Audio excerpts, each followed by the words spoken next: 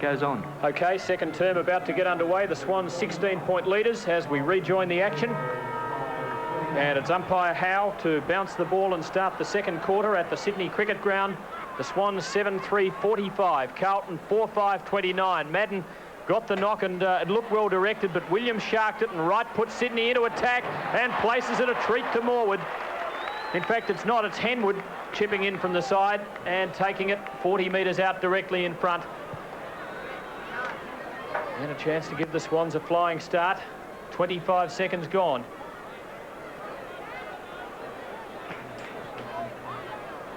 As Henwood kicks nicely off the boot and just offline.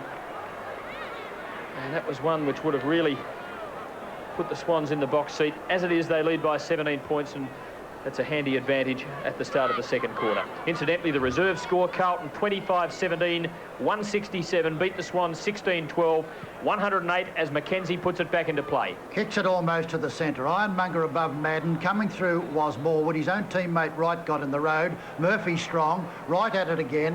Hand pass and a kick off the ground in the mid-air by Ironmonger. Courageous stuff, Glascott. Takes a mark at centre half-back. David Glascott, who's got the difficult job of tagging Gerard Healy, one of the catalysts of this side. Well played, Tony Morwood. Brilliant football. They'll get out of it out wide to Motley. Motley's wild hand pass isn't very good. Alvin Strong takes one from Healy in the face.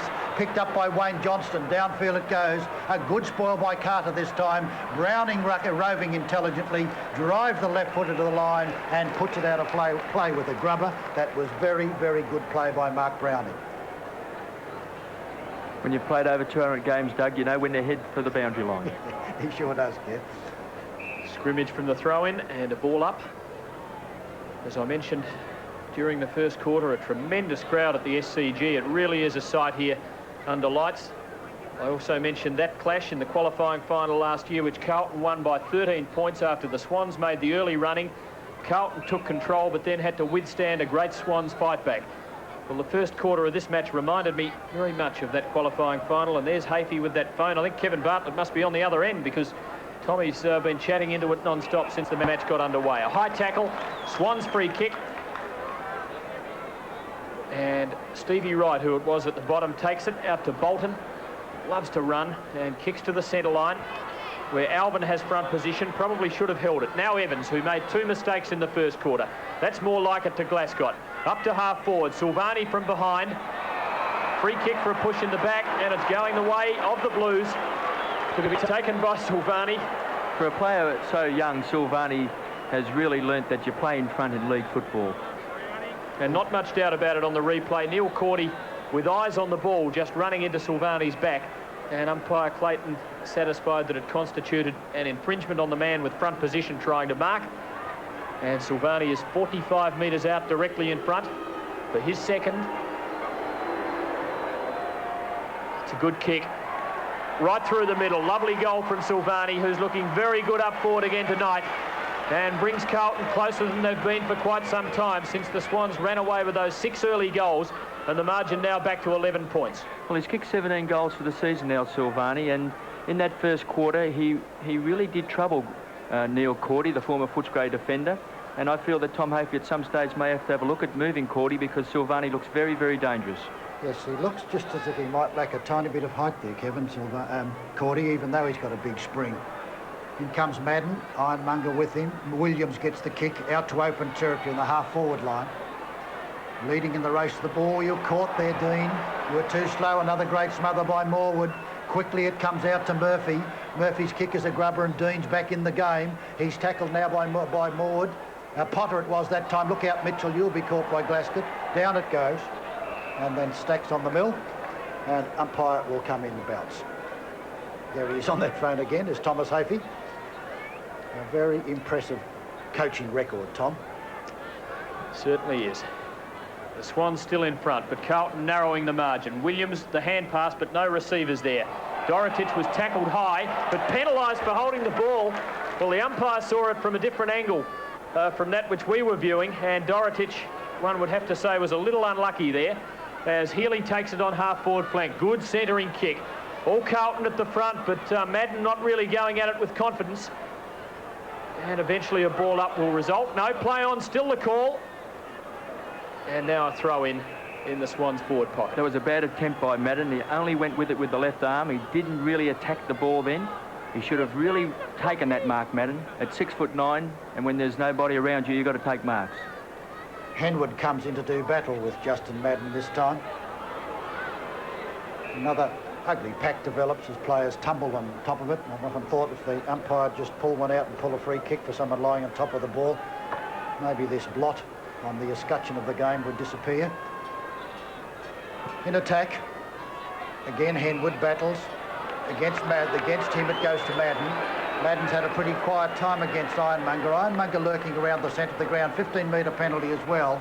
Madden then drives it downfield, looking for Sartori, who's in front. A great punch by Ironmonger once again. Well played Healy, quick as a dash out there wide.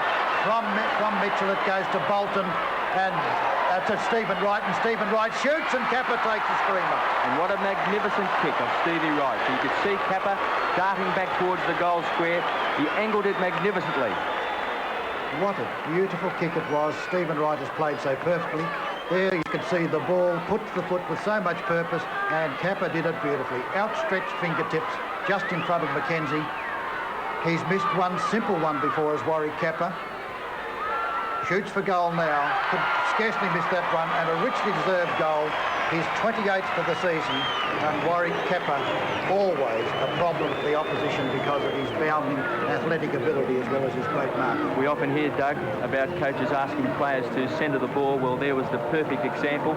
Even though Mackenzie was only at, 1-2 yards away from Capper, the kick was so good that he had no chance whatsoever.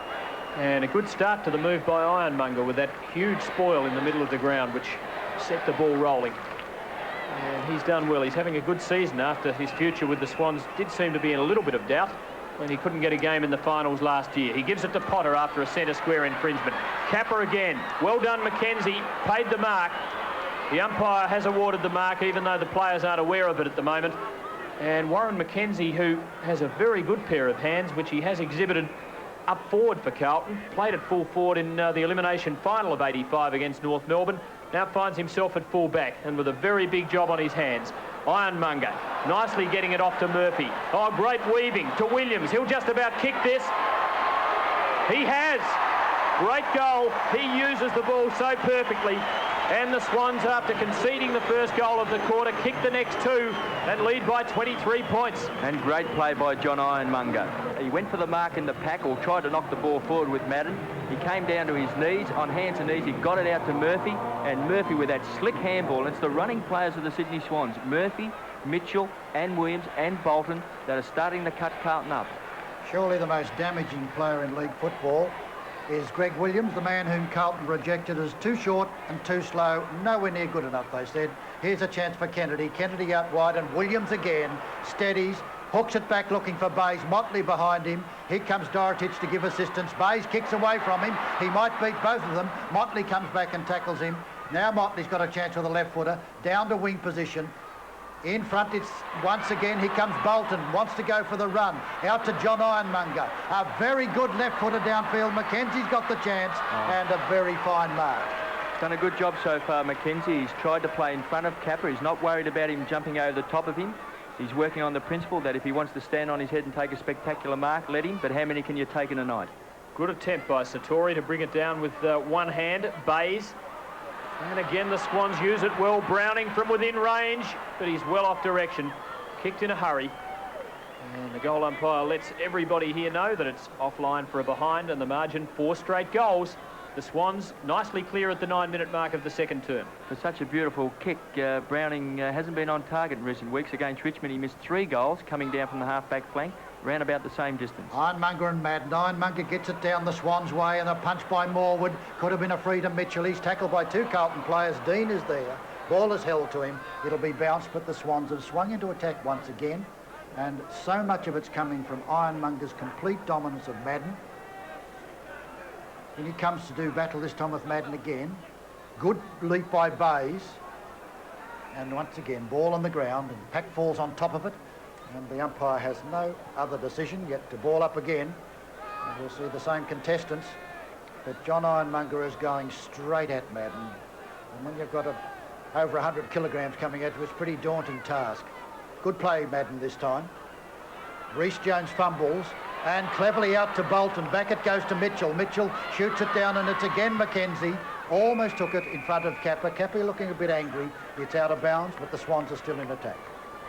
I think it's a throw in, even though Mackenzie's looking for the free kick. It was touched out of bounds. Kappa was prepared to concede the free. He went and stood on the mark. The Swans by 24 points and deep in attack.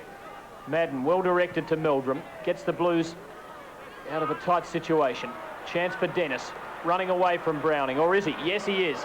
And from the centre line, Dennis to half forward. But there's a shepherding infringement. The Swans will win a free kick. The ball will come back to the centre line. And Bernie Evans, I think, interfered. Well, certainly looked like he interfered from here with Mark Browning. So Browning from the centre line. Might have been trying to even up some old scores when they were teammates. Never know. Browning, uncharacteristically, smothered by the man on the mark. Alvin runs at it hard and purposefully. Still in play, and well done by Potter, who kicked the first goal of the match and has been a good player for the Swans, particularly in the first 10 minutes or so, as Craig Davis takes yet another message from Tommy Hapey. That's the man he's talking to on the phone. Potter was originally a Swans player, went up to Queensland, dominated, and Ronnie Wearmouth rang Tom Hapey and said, this fella's too good to play in Queensland, you should have him back, and he's in the senior side doing well. Mitchell puts them into attack. Motley fights for it. Here comes Meldrum, lost the run of it, picked up nicely by Motley. Motley back to the centre of the ground, and there's an infringement, and it'll be played downfield. The umpire says, now come back. Not your free kick, it's to go to Glasgow about the centre half back region. Against Bays. Yes, it was against Bays, about 50 metres downfield. Big leap in by Cordy, but he goes right underneath it, and Silvani takes a wonderful chest mark. Eyes on the ball, or shoulder high, he took it beautifully. But Silvani looking the most dangerous forward, although Kernahan has kicked 1-4. Out wide it goes, past Sartori, who looked a bit slow. Steve Kernahan, kick is smothered. Ironmonger's there to help. Hand passes across. And what a good job he's done, the big fellow, lurking in the goal square to give support to fullback Rod Carter all the time, and it's out of bounds. 12 minutes gone. Scoring chance for the Blues. Just about their first move forward since they kicked the opening goal of the quarter. Madden, who can kick long, doesn't this time. Falls to the pocket where Silvani is swamped. Reece Jones fairly met Silvani, well shepherded. Snap drop short. And forced over the line, and Browning says to Carter, well played. Good defensive stuff, and the Swans fans like it. Carlton fans trying to rally their team, which trails by 4 goals. It's quite noticeable when the ball hits the front of the pack that there's no Carlton small men. Ironmonger thumps it 30 metres downfield, brilliantly towards Williams. Williams' hand pass is not a very good one that time. Back it comes, intercepted there by Kennedy. Kennedy then hooks it downfield, underneath it John Ironmonger again. Can't break away, and then tackles Kernahan. Ironmonger underneath that. Kernahan almost of equal height, but certainly not of equal weight. And it'll be bounced again with the Blues in attack. 13 minutes gone, and Carlton on this rare move forward, making very heavy weather of it. Mitchell tackled, held when not in possession, says the umpire. He evidently finessed for the free kick and wins it, and delivers nicely to Tui from half back, long towards half forward. Meldrum read it beautifully, as he so often does, and then kicks nicely for Sartori. Well taken, and a chance to play on. Gleeson, if he can weave a path, he can't. Still a chance for Carlton. Sartori, the kick wasn't Sartori deep into attack. Is it a mark? Yes, it's paid to Kernahan. I wasn't sure that he'd quite picked it up, but the umpire was close at hand and satisfied, and Kernahan from 20 metres out directly in front should kick a goal. It was a good play that by Kernahan, because quick kick downfield, more than not, the ball flops off the boot and drops short, and Kernahan was a difficult mark to take. A few of those flopped off the boot on Wednesday night in the National Panasonic Cup final. Play in front, you've always got a chance. Kernahan 20 metres out. For his second, he's done it. He and Silvani have 2 each. Carlton badly needed that one from the captain. And still Carter working away at him. Silvani the peacemaker.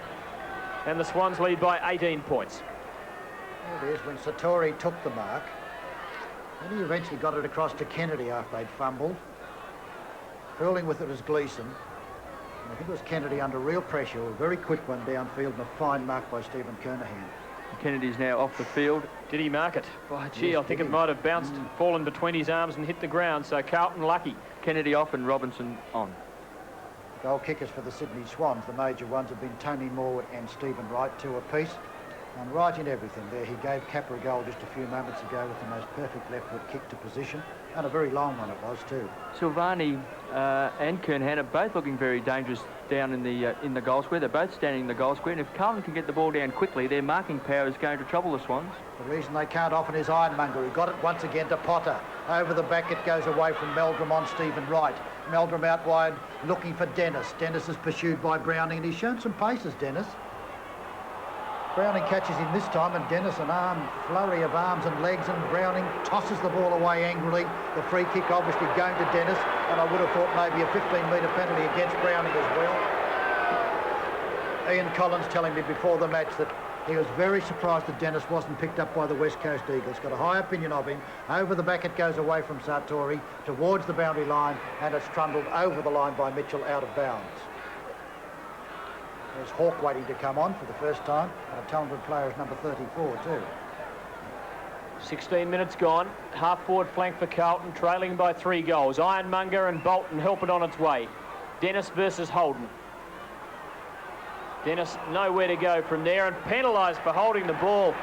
Well, that's a very harsh decision, and really not giving the man trying to make the play much help at all. Motley, and now a throw-in. Yeah, Motley, the big jump there with Dorotic to assist him. Dorotic has given some wonderful performances, really getting up high, and far too strong for Henwood. About the only position that the Sydney Swans aren't doing pretty well at. Madden. Bays comes in, doesn't do anything with that one. Evans, hand pass does nothing. Morwood's is out, down to the ground from a tackle, picked up there by Holden, but the free kick is going to go to the Swans, and they're getting the best part of the whistle at this stage. Browning comes running past to take it off Potter, but the umpire doesn't allow this, and Potter's got to go back and take his kick from about centre wing position. He'll look, I think, for Kappa. Kappa comes down, has got the run this time. Punched away nicely by Mackenzie, doing well. Picked up downfield there by Mitchell. It's a beautiful left footer, but it's just caught on the line by Dean. Had the chance to play on, but wasn't quite sure who was near him, and eventually took his time. Rhys Jones does well on his former home ground. Kicks rather poorly, though, very high. Dennis, good attempt. Browning making the spoil. Bays, nice backward hand pass. Ironmonger in everything. Now Healy. And the Swans with the ball on their half-forward line and going goalward to full forward. Kappa getting under it. Plenty of would-be spoilers there. Whistle. Paid the free kick to Kappa. And he will only kick from 15 metres out directly in front. Besieged by Carlton defenders. There's undoubtedly a free kick there. Interfered with as he was attempting to go for the marker. Tom Hazy would have been pleased with Henwood. He came around on his left boot and elected to accelerate so he could get a good right foot kick in, and that's what got the ball down quickly to Kappa.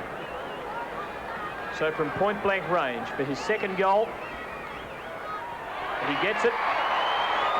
Kappa joins Morwood and Wright with 2, and the Swans leading once again by 24 points.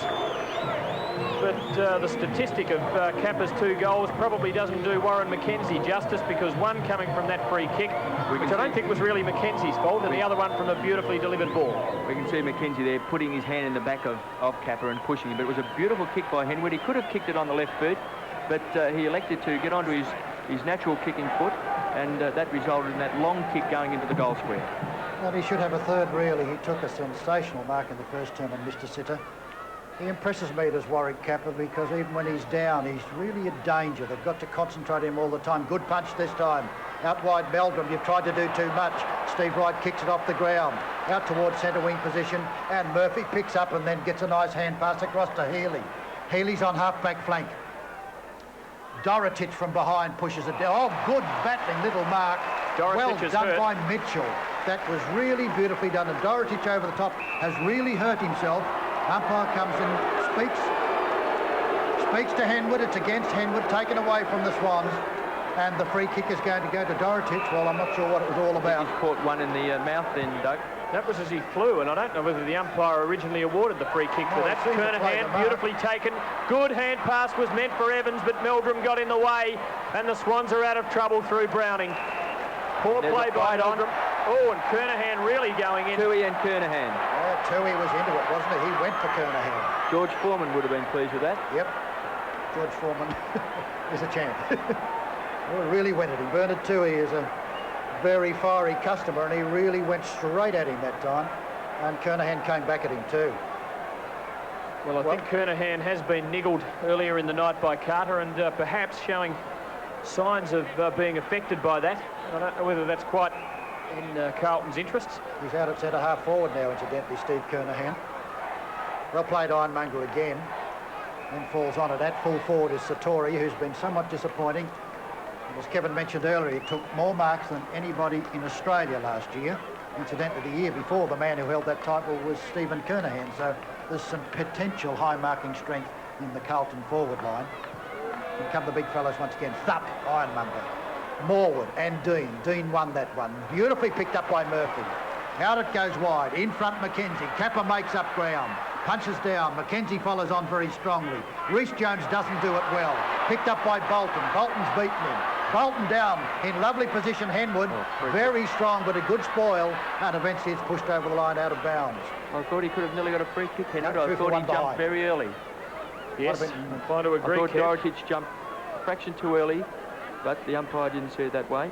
Well, the Swans well on top in this quarter. They've increased their lead slightly, but my word. Oh, Motley, a great mark. Big ride from behind. Gleeson gets a high tackle and takes the free kick. But Carlton not really getting this flowing game going at all. The Swans keeping them under pressure. And when that's done successfully against Carlton, they don't look such a good side. Now the Swans through Williams. Tackled by Motley. Unfairly takes a free kick for being pushed in the back from centre field. Directs it to the unopposed Bays, but Motley late on the scene with a mighty spoil. Evans into the back of Holden though. And now the Swans can play on because there's advantage in it for them. Morwood for Capper. Finds him. Hits him beautifully on the chest. Nothing McKenzie could do once again. And the 2 goals Capper has, really an unfair judgment of McKenzie's effort so far. That was a perfect pass. And Capper now from 45 metres out. A chance to kick his 3rd. And the Swans 11th. And really make the lead something late in this quarter, which has been in progress for just over 22 minutes. Capper a much better kick this year. Here's a test for him.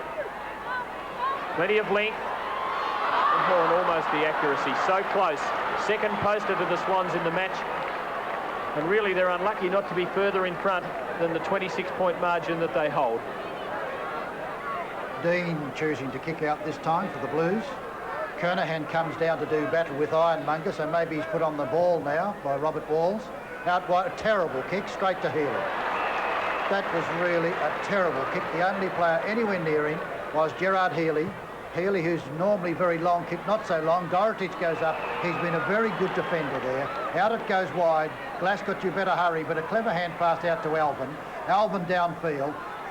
Up goes Meldrum and takes a spectacular one. Gets away from right. Downfield looking for Sartori. Evans is in front. Murphy there now. Williams lightning hand pass to Browning. An awkward one back to Williams. Williams beats the paddock pull, then caught by Murphy. Down it goes to Holden. Play on, says the umpire. Holden out to Bays. And Bays has got lots of time now to kick it very long. 2-1 against Capper. Kernahan in great position takes an excellent mark. Playing a terrific game, Kernahan. They had him at centre half forward, then at full forward, back to centre half forward, and now Robert Walls has put him in the ruck to try and stop this onslaught from the Swans. He's been magnificent. Goes for Silvani up on the wing, but he's forced to go the spoil. Hawke on the ground. Now Bolton from just outside 50 metres. Lovely kick, but McKenzie under it and takes it comfortably. And now the Blues trying to mount an offensive move out of defence as Kernahan kicks once again back to the centre line. Dorotich runs onto it and gains 30 metres for the Blues. Bradley really fading out of it in this second quarter. Can only take it over for a throw-in. But look where the claps went. The man who tackled him brilliantly was Ironmonger and smothered on the ground. That was really tremendous effort from the Giant. Silvani will go above him and did it very nicely. Over the top went Dennis. Holden picks it up. Silvani smothers it nicely. Comes out with the ball. Then he's tackled. Lost by Hawke. Then onto the ball. Out goes his hand pass. Dennis again. Underneath it, Cordy. Well shepherded by Carter and takes a safe mark. Neil Cordy on half-back flank. Satori has been disappointing tonight. He's had an opportunity. He could have went at that mark a lot harder and made up a bit of ground and contested that with Cordy. Kernahan in the air with skill, beating Ironmonger into half forward. Well taken though with plenty of courage by little Murphy in front of the pack. Nicely off to Holden. Long towards half forward. Motley and Bayes. Motley more accomplished in the air. Bayes ever dangerous on the ground. Robertson a natural left footer. Too natural. He kicked it beyond the boundary line, and a free kick going to Hawke, forward of the wing, and the Swans to go into attack again as we've just gone into time on. Hawke looking for Kappa, but it was intercepted in front of Kappa very nicely by Robertson, who kicked that ball out of bounds. The umpire lets it go on. Down it goes in the Silvani direction. He manoeuvres very strongly, but nicely played. Out it comes, and here's a chance now for Tui, but you're very slow. Carroll was the man who did it well against Silvani, but Tui was very slow and lucky to get out of that one. Umpire has chosen to give the free to play ball up because he said the ball was held to him. But for the first time, the slick hand passing came unstuck. Between centre and Carlton's half-forward line, Kernahan giving Carlton a lift around the ball, but the Swans winning it away from his knock. Right, beautifully done. Now the Blues prize it away. Dorotich, well placed for Meldrum, and a big chance. Rhys Jones, lovely hand pass, and a great scoring opportunity for Carlton now. Dennis is off direction, and that certainly should have been a goal. A bad miss. It is a bad miss, Tim, when you've been under pressure all this quarter, as Carlton has been. They've really struggled to get the ball forward, and on that occasion, the opportunity was there for a goal. Tony Morwood's the target, a huge leap by Dean. Williams loses the run of it. Bradley's gone out of the game, incidentally. Gleeson goes down. Nicely picked up by Murphy, who's played splendidly, and Bolton has killed Rhys Jones. Bolton kicks it very long. Kappa in front, Mackenzie behind, and the Bolton kick goes over the top of the two of them and bounces through for one behind. But Bolton, with his aggressive, dynamic running, has been a very dangerous player. Well, for many years, Carlton dominated the competition with small men, but we see John Ironmonger off the ground there. He's done a magnificent job, but tonight the Carlton small men have been very disappointing. Mark Nailey wasn't selected in the side. Obviously, his form's down, but on the display tonight, Carlton are very low in that department. Kernahan doing everything to lift the Blues, but again it comes unstuck. Holden for Kappa, good delivery, almost a push in the back, no free kick. Swans still looking dangerous though. Williams just outside 50 metres, sprays this one, and Dorotich takes it just inside. It would have gone out on the full had he not, and in fact he might have been safer to let it go. I was just thinking that, Tim. He should have really let that go to make certain of it, and he casually took a one-hander to put more trepidation into Robert Walls. It's all Carlton flying out there, but they didn't hold it. Picked up nicely by Dennis. His kick doesn't cover any distance, and is booted downfield by Tui. Tui's kick is not a good one either. It'll be thrown in on the outer half-forward flank with the Blues in attack, and they're leading 10-8 to 6-6, and they richly deserve this lead. Correction, the Swans in attack and leading. Oh, sorry, the Swans, At yes. the 28-minute And mark. leading well, yes. 26 points the margin, and the ball is 50 metres from their goal. Bay is jumping into Motley's back, no free kick. Robertson, time to get up and kick, and fortunately for him, kicking straight to a teammate in Evans, just behind the centre line, and Bernie Evans having a bad night, but he's got some mates. Oh, beautifully spoiled away from Meldrum by Morwood, but now Carlton from Dean to Gleeson, long to full forward, when Matt was Satori up in attack, never really looked like getting himself into position to mark, and forced through for a behind, and the margin still 25 points. I think the message has gone out to Bradley to stay with Williams. He's now trying to play shoulder to shoulder. I think it's the only way to ever play against Williams. He is just so threatening and so damaging. Here comes Stephen Wright on the half-back flank now. Beautiful shepherding, goes further downfield, looks out, not a good kick, over the top of Kernahan. Kappa, you've got a chance if the bounce is good to you. It is, it's beautiful. Then he lost it, goes again, tackled all the time by Motley, and Motley did it well, but Kappa had a wonderful chance that time, got a beautiful bounce, fumbled just temporarily, and it's over the line out of bounds. Not quite certain whether he fumbled or whether he kept the hand pass out in front of him. I think he backed himself in then, but just wasn't able to pull it off. Johnston's been on the sidelines for Carlton. Mackenzie under pressure. Dean helps him, forces it through for a behind. And again, the margin 26 points, approaching the 30-minute mark of the second term. And the Swans are going to go to half-time with a very convincing lead, and they really have dominated this first half at the Sydney Cricket Ground. totally eclipsing the highly fancied Blues, who started slight favourites. Silvani up on the half-back line to mark the kick in. Very well indeed. And he has been a goer in attack. 2 goals beside his name, but that's half-time. And at the long interval, it's the Sydney Swans by 26 points, and they thoroughly deserve to have that big break. 2 goals each to Morwood and Wright for the Swans. Singles to Williams, Mitchell, Potter, Bays and Kappa. And for Carlton, 2 to Silvani, 1 each to Kernahan, rather 2 to Kernahan, and singles to Johnston and Bradley. And at half-time, it's the Swans 10-9-69, leading Carlton 6 goals, 7-43.